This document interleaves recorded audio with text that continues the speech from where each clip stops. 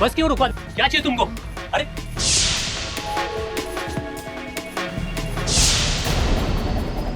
अरे अरे ये क्या कर रहे हो? छोड़ मुझे। क्या कर रहे हो भाई? देख मैं बोल रहा हूँ। कहाँ ले जा रहे हो इनको? मैं बोल रहा हूँ, अच्छा नहीं होगा ये। चुप। क्या कर रहे हो आप लोग? आप लोग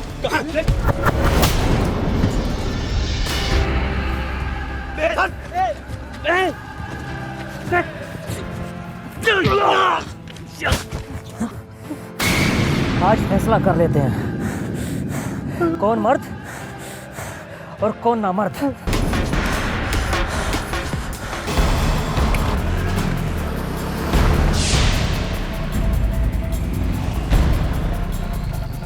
नहीं साहब, इन दोनों को मैंने पहले कभी नहीं दिखा, बस इतना याद है वो दोनों हमारी गाड़ी में जबरदस्ती घुसे, इस आदमी को खींच कर निकाला और फायर कर दिया। इस आदमी को जानते हो? और पैसेंजर्स जानते थे ना ही उसके हत्यारों को।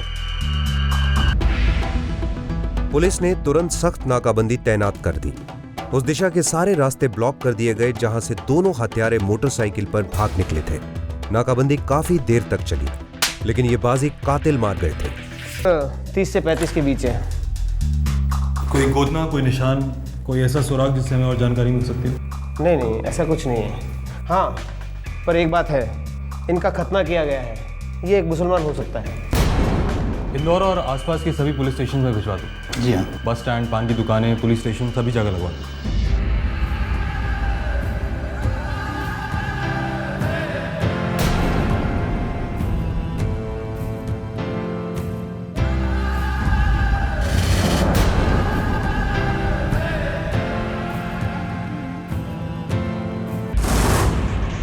अब्दुल साहब, ये मंसूर है। मंसूर? कौन मंसूर? मंसूर फकीर। 2 दिन पहले वो देपालपुर के लिए निकल पड़ा था कुछ खरीदी करने, तब से लौटा ही नहीं। शिकायत किसने दर्ज की? उसकी बेगम ने, महरूनिसा फकीर। लाश की शिनाख्त करने के लिए महरूनिसा को देपालपुर पुलिस स्टेशन बुलाया गया।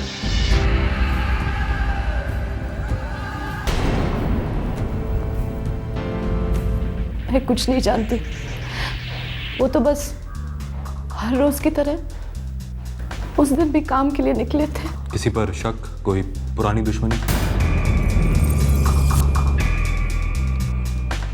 महरूनिसा जी, आपकी ये चुप्पी सच को छुपा नहीं पा रही है। कुछ जानती हैं आप जो बता नहीं रही हैं।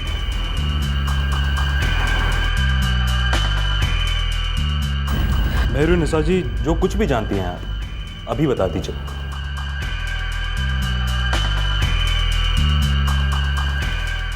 अब्दुल, फॉर्मेलिटीज पूरी करो और लाश मैडम के हवाले कर दो। जी हाँ। वैसे महरूनिसा जी, मुझे पूरा यकीन है कि हम दोबारा जरूर मिलेंगे। अब्दुल, घरेलू मामला लगता है। घरेलू मामले में किराए के हत्यारे? शायद हत्यारे भी घरेलू हैं। मंसूर तो रहा नहीं पहचान करने के लिए। Right sir. सर, इनकी बस्ती में मेरी अच्छी नेटवर्क है, आप अगर चाहे तो उसे ऑन करवा दो। अभी करवा दो। और महरूनिसा पर खास नजर रखो। जी हाँ।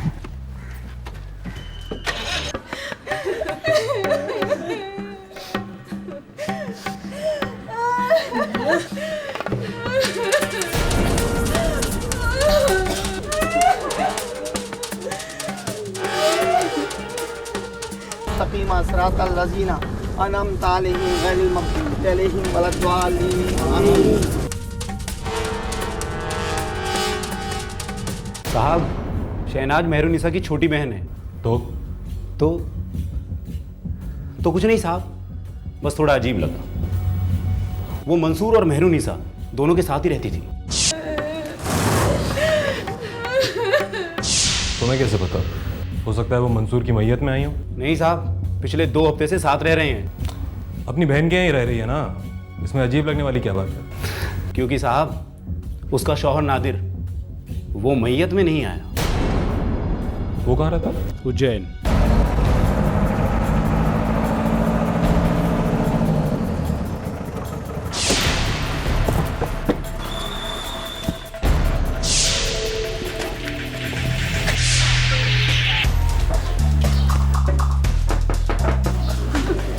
नादिर घर पर है? नहीं।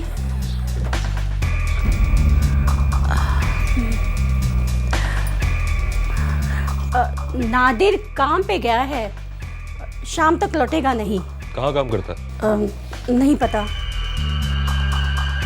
नादिर आपका बेटा है ना? बेटे बड़े हो जाने के बाद बेटे नहीं रहते। अम्मा को सब कुछ नहीं बताते हैं।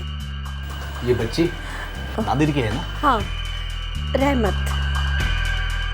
नादिर की बेगम कहाँ है? आपकी बहू? उसकी जहाँ मर्जी ले गई होगी वही होगी। अपनी बहन मेहरुनिसा के यहाँ पर है ना पिछले 2 हफ्ते से? ये आप उसी से पूछिए, मुझे कोई कुछ बताता नहीं है और ना ही मैं पूछती हूँ। शहनाज जी, आपके शौहर नादिर गायब है, बता सकते हैं क्यों? जी नहीं बता सकती।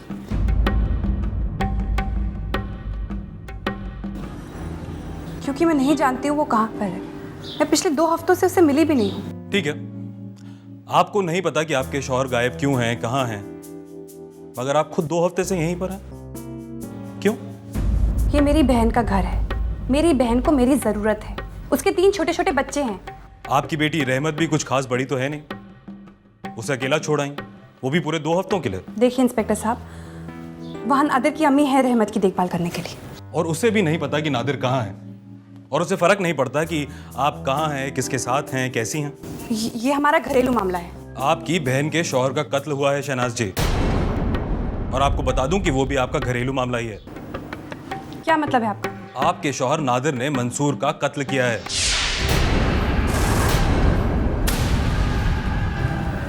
आपके पास कोई सबूत है कोई सबूत?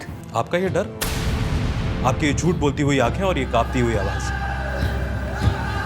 देखिए इंस्पेक्टर साहब, मैं आपसे पहले भी कह चुकी हूँ कि मैं कुछ नहीं जानती। हम सब कुछ जानते हैं। अगर आप साथ देती तो ये केस शायद थोड़ा जल्दी सॉल्व हो सकता था। अब टाइम लगेगा, लेकिन आपको बता दूं कि जब चार्जशीट फाइल होगी तो उसमें आपका नाम भी रहेगा, मोहतरमा शहनाज बेगम, और शायद आपका भी मेहरुनिसा जी, क्योंकि पुलिस का साथ ना देना भी एक अपराध है। याद रखिएगा आप दोनों।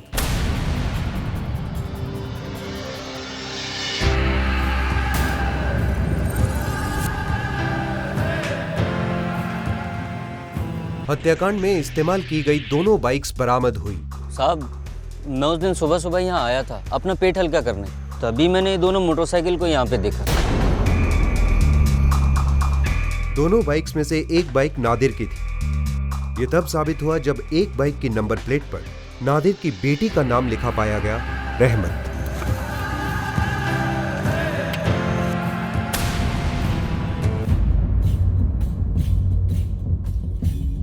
पुलिस ने नादिर के घर पर 24 घंटे नजर रखना शुरू कर दिया, लेकिन नादिर कभी घर लौटा ही नहीं। पुलिस को नादिर की फोटो राशन की दुकान से बरामद हुई।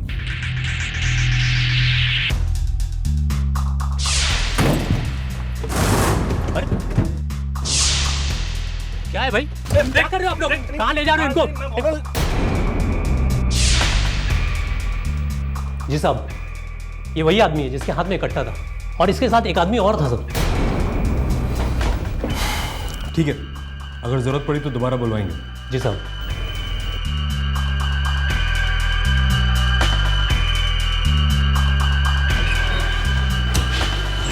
सर, नादिर का फोन स्विच ऑफ आ रहा है, शायद नंबर बदल दिया हो। नादिर को एक फरार मुजरिम करार दिया गया। उसके बारे में इंफॉर्मेशन देने वाले को पुलिस की तरफ से 5,000 रुपयों का इनाम घोषित हुआ।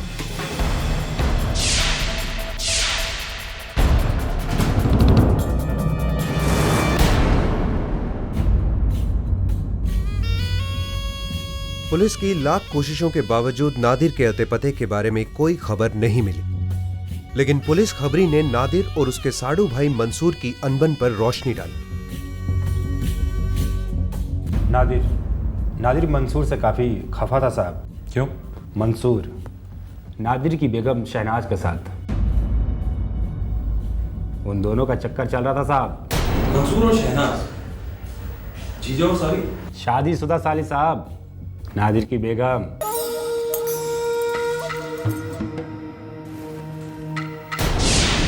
कितनी बार कहा है मेरी बच्ची से दूर रहे। खुद का घर तो संभलता नहीं, दूसरों का उजाड़ने चली आए। क्या बकवास कर रही हैं आपा? मैं कोई बकवास नहीं कर रही। तो ये मत समझ शन्नो कि मैं कुछ जानती नहीं। पहले मेरे शौहर को खा गई और अब मेरे बच्चों को अपनी तरफ खींच रही है। चिल्लाइए मत। तू अरे पगली ऐसे रोते नहीं है। हमें बहुत डर लग रहा है जीजू। और हमें बहुत ज्यादा प्यार आ रहा है तुम पर। अरे शन्नो जान, आप सारी जिंदगी हमारे दिल की बेगम बन के रहेंगी, कसम से। चलिए भी रोना बंद कीजिए। हाँ, रोना बंद कीजिए, चलिए। मंसूर ने शहनाज के साथ शारीरिक संबंध जोड़ लिए थे।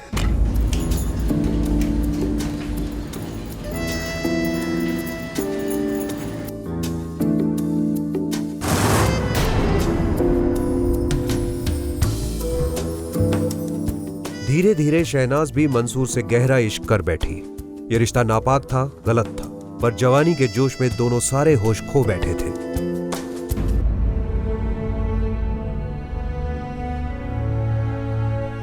मेहरुनिसा को भनक तक नहीं थी कि उसकी पीठ पीछे क्या हो रहा था। वो शहनाज को बहन कम और बेटी ज्यादा मानती थी।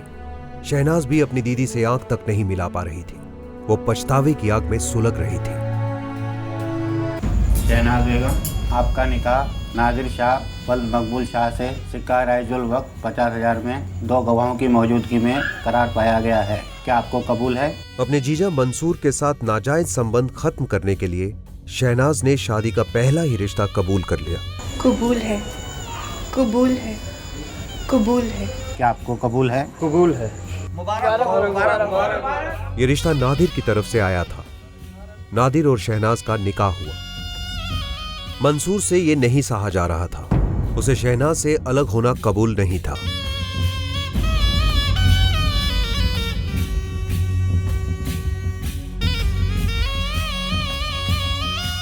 नादिर अपनी बेगम शहनाज और उसके साडू भाई मंसूर के बीच के संबंधों के बारे में कुछ नहीं जानता था।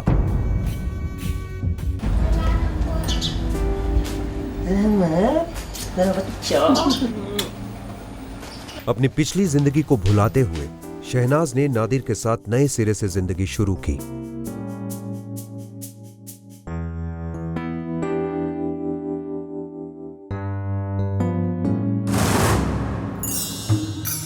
लेकिन मंसूर अपने अतीत को नहीं भुला पाया।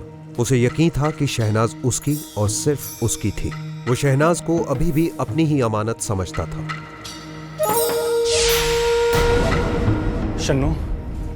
शन्नो मेरी जान। साहब, बस इतनी हिस्ट्री पता चली है नादिर के गांव वालों से। पर शहनाज ने घर क्यों छोड़ा? साहब, वो तो कोई भी नहीं जानता। खुद नादिर की अम्मी भी नहीं जानती साहब। एक शख्स है जो सबको जानता है। कौन सर? खुद नादिर। तो अपनी अम्मी और बेटी से मिलने की कोई कोशिश की थी और ना ही कोई संदेशा भेजा था, और ना ही उसने शहनाज और मेहरुनिसा तक कोई पैगाम पहुंचाया था। आखिरकार कहां था नादिर?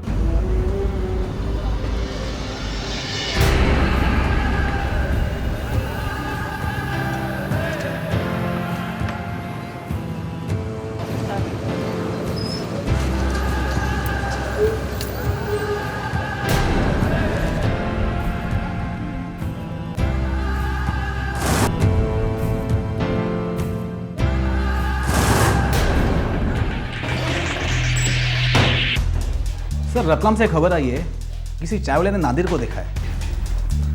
वहां का नेटवर्क एक्टिवेट कर दो, लेकिन एकदम चुपचाप। किसी को कुछ पता नहीं लगना चाहिए। Yes sir. नादिर इस बार बचने ना पाए।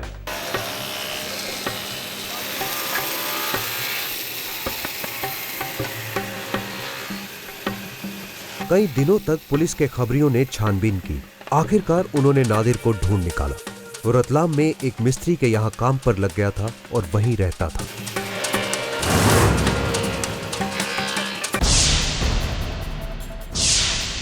पुलिस ने बिना समय गवाते हुए रतलाम में उस जगह पर छापा मारा जहां नादिर रहता था।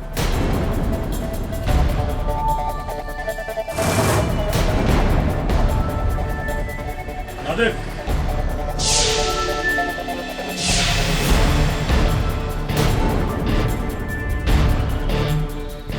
नादिर और उसका जोड़ीदार घनश्याम आखिरकार पुलिस की कस्टडी में आ गए। नादिर ने पुलिस को देपालपुर हत्याकांड की सारी हकीकत बयान की। मेरी बेगम शहनाज हराम कर रही थी मंसूर के साथ, धोखा दे रही थी वो मुझे। रंगे हाथों पकड़ लिया था उन दोनों को मैंने। एक दिन काम से घर लौटा तो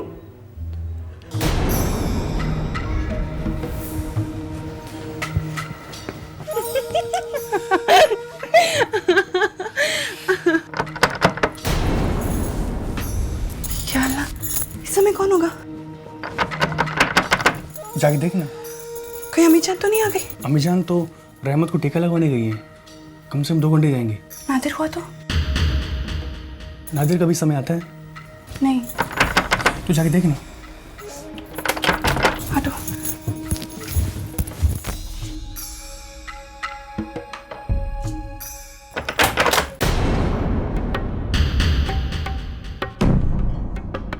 इतनी देर क्यों कर दी? अब कुछ काम निपटा रही थी। आप इतनी जल्दी? हाँ, तबीयत ठीक नहीं है। पानी ले आओ, दवाई लेनी है।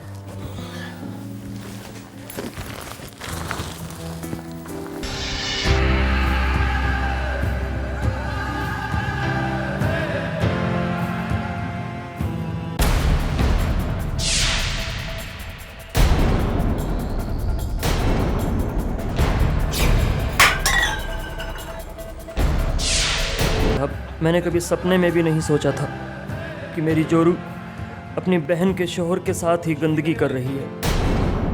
मैं और हिल गया साहब जब पता चला कि ये सब कुछ हमारी शादी के पहले से चल रहा था।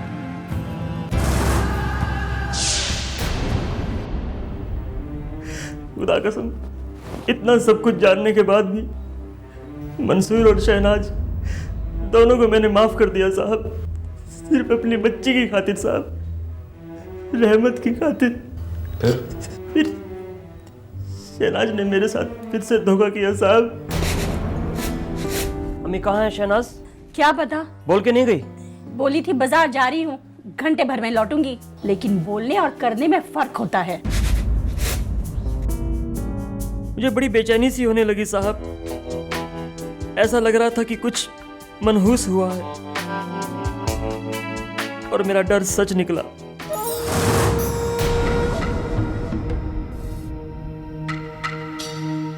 नादिर, अलग होना बेहतर है।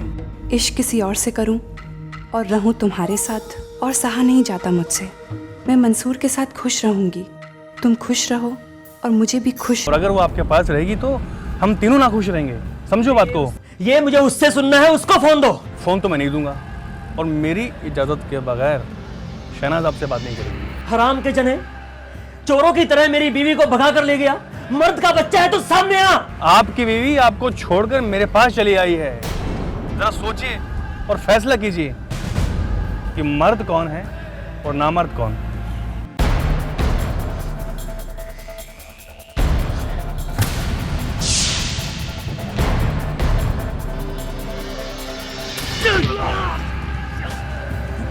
आज फैसला कर लेते हैं, कौन मर्द और कौन नामर्द।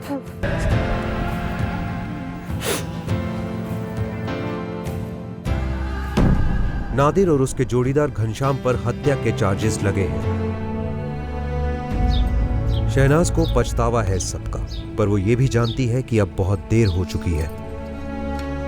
मेहरुनिसा हमेशा की तरह एक बुत बनकर चुपचाप दर्द सहे जा रही है। मासूम रहमत इस सब के बीच पिस गई है।